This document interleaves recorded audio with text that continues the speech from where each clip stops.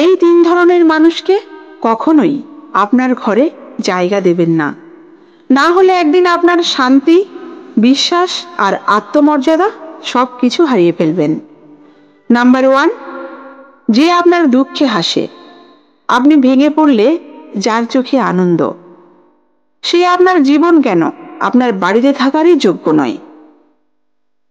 এই সব মানুষগুলো আপনাকে ধ্বংস করে দিতে পারে চুপচাপ। নাম্বার 2, যে সব সময় অন্যের নামে কুৎসা করে। সে আজ আপনার সামনে অন্যদের অপমান করছে, কাল আপনার পেছনেও ঠিক একই কাজ করবে। এরা বন্ধু বান্ধব নয়, এরা হলো বিশ্বাসঘাতক। নাম্বার 3, যে আপনাকে ছোট করে দেখে। আপনার স্বপ্নকে, সিদ্ধান্তকে, আপনার কথা, আপনার ব্যবহারকে সব সময় নিচে ফেলে কথা বলে। তাকে অতিথি নয়, সমস্যা ভাবুন।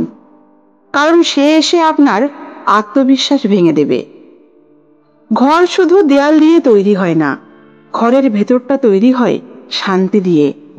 তাই কাকে ঢোকাচ্ছেন তা সাবধানে ভাবুন, চিন্তা ভাবনা করে তবেই ঘরে আনুন।